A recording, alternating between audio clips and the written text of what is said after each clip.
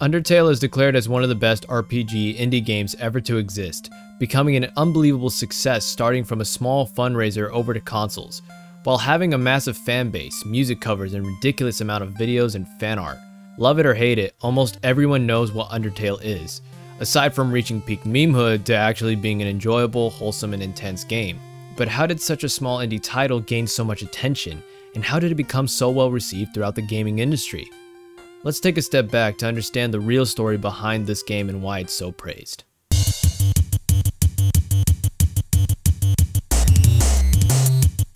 In 1994, Earthbound was released on the Super Nintendo Entertainment System, where you go on an adventure playing as a 13-year-old boy named Ness, as you collect melodies, with your PK and PSI abilities to save the future from an alien of pure evil, intending to send all of reality to the horror of eternal darkness. And no, I'm not getting the story wrong here. The reason why this matters is because this guy right here loved to play it. Toby Fox was just a kid that went to school and learned to play music. He spent a lot of his free time playing role-playing games. It just so happened that he loved to play Earthbound. It made such a huge impact on him.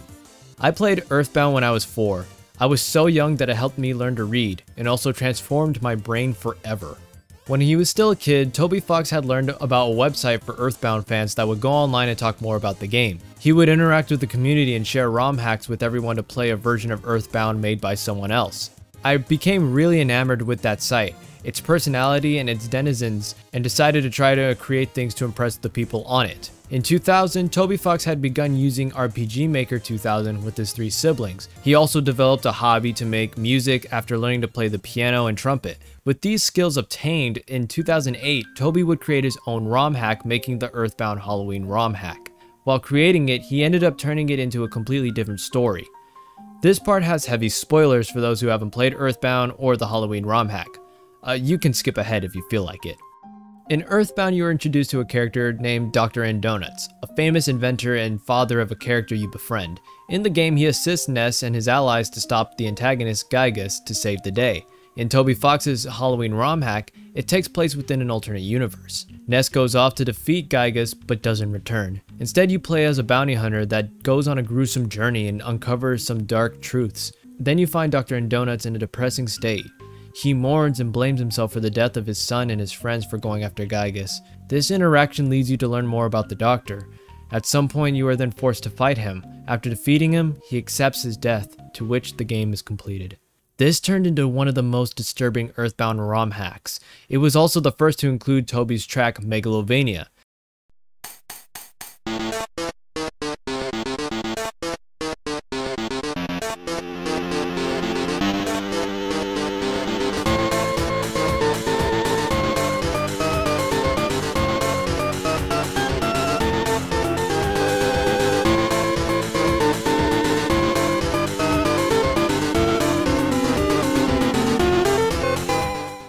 As for the reception, most found it to be really good, except for Toby Fox. It was something he regretted making, stating that it was just a bad ROM hack with swears.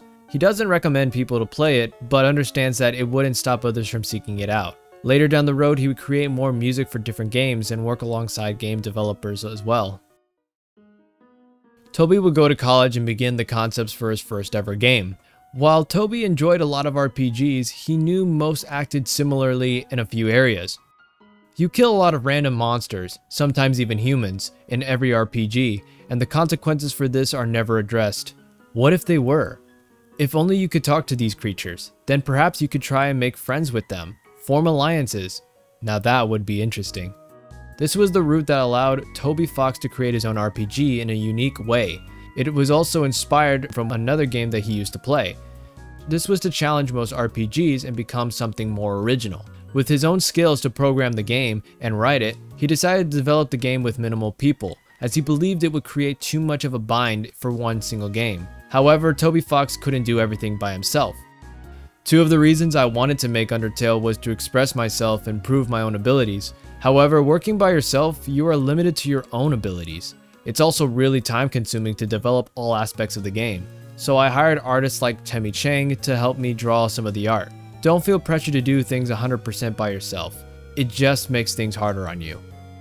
In 2012, now with Toby and Temi both working on Undertale, they would have a brand new RPG that was quote unquote different. He would include the battle system that RPGs used, but he wanted an option for players to beat the game without having to fight, while the player has control over what they choose to do, can also have a different outcome, as this would play a big role within his game. So I started programming a battle system where you could talk to foes and convince them not to fight. When I started making the game, the idea that you could beat it without killing anyone just evolved naturally. This sparked an idea as Toby decided to use a new program, Game Maker Studio, for Undertale instead. One day I randomly read about arrays, and realized I could program a text system using them, so I decided to make a battle system using the text system, which in turn gave me many ideas for a game. Toby would create a combo of turn-based combat, a semi-shooter style, and a mix of different genres within his game.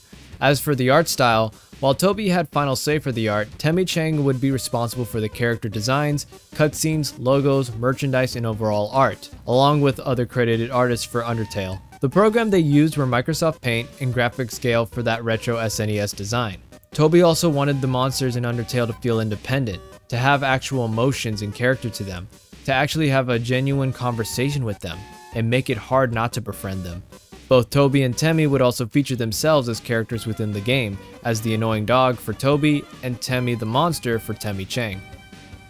Toby Fox is a talented musician, as he wrote and created the soundtrack before he began work on Undertale, that it would help him decide the order of the story he needed for each track. Using FL Studio, Toby composed many tracks that ranged from sound fonts that were inspired by Earthbound, Chrono Trigger, and Super Mario. He worked on tracks for characters' theme songs, levels, battles, and sound effects for the entire game. He had also brought back and remade Megalovania for Sans. As for his brother Papyrus and the rest of the cast had their own theme songs. I'm not sure, it probably helped set the mood of the scenes they're in, but as for Papyrus, his personality, it existed before I decided to use that song. Most of the other themes were written specifically for the characters.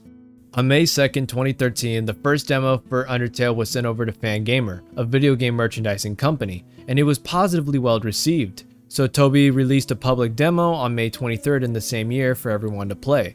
On June 24th, 2013, the game had begun its funding through a Kickstarter campaign, as the goal was to reach $5,000 to finish the game. Toby was also challenged by this, as he was having to balance working on the game and his professional job. On top of that, he needed to finish college, as he was having to risk not finishing the game on time. However, one surprising thing happened. Not only did he reach the Kickstarter goal, when the fundraiser ended, he was overfunded and had raised 10 times the amount needed. Throughout the Kickstarter, he created a tier list to incorporate more within the game from supporters. The big shift for the game was that Toby had expanded the entire playthrough instead of being a short independent game. I was just unsure if it was humanly possible to create it before making the demo. The reason it was bigger than expected is because my expectations of areas, battles, and so on increased a lot after making the demo. The initial release for Undertale was around 2014. Unfortunately, it was delayed to September 15th, 2015 so Toby could finish the game. Finally, it was released to Microsoft Windows and Mac OS. Once everyone got to play it, the game left a huge impression on people. They were fascinated by it, discovering its secrets, the meta surrounding it. Undertale left people with a whole different experience than from any other game in RPG. So many people wanted to talk about this game and express its creative ideas, clever writing, its story and characters. Giving people a decision to befriend or fight someone was a great concept, and made people think differently. With all this and receiving critically acclaimed reviews, it was successful. I can definitely say that I wanted to make something that had as much emotional power, humor, and wonder as the mother games, while not necessarily taking the same paths to achieve it. By the end of 2015, the game sold over 500,000 copies, and just by the beginning of 2016, the game sold over 1 million copies. Undertale was also nominated for Game of the Year for PC in 2015. In January of 2016, Toby Fox would update the game, fixing bugs and making it more playable. Undertale also won awards from South by Southwest Gaming Awards in 2016. In 2017, Sony would release the port of Undertale to PS4 and a retail copy from Fangamer, selling the standard and collector's edition and localizing it for Japan. By 2018, Nintendo brought over Undertale to the Nintendo Switch as well. Since Undertale became so popular, this ended up making Toby incredibly terrified. He was scared of all the attention he was getting, and it was just a lot that he couldn't handle and process all at once. Over time, he did find a way to jump this hurdle, as it was inevitable. He was mostly thankful for the support he got from everyone. He was grateful to the people who played his game and for the kindness received within the community. It allowed him to also help others in his own way too. The game really achieved his idea of being different from conventional RPGs, and with its sense of humor and surprises, it helped stand out. On October 31st, 2018, Toby wasn't done, as he started work on his next project, Deltarune, a new game that carries the attributes from Undertale, but it was done differently. Toby addressed that Deltarune wasn't a direct sequel, while it takes place within an alternate universe from Undertale.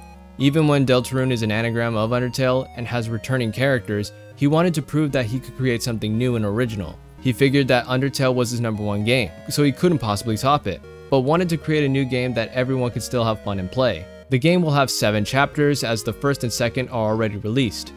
Undertale definitely left an emotional impact for those that played it.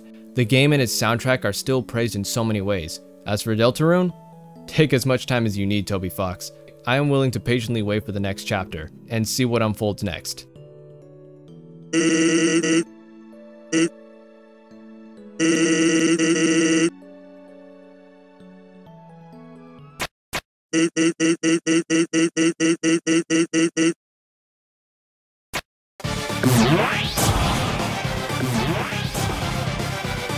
Right.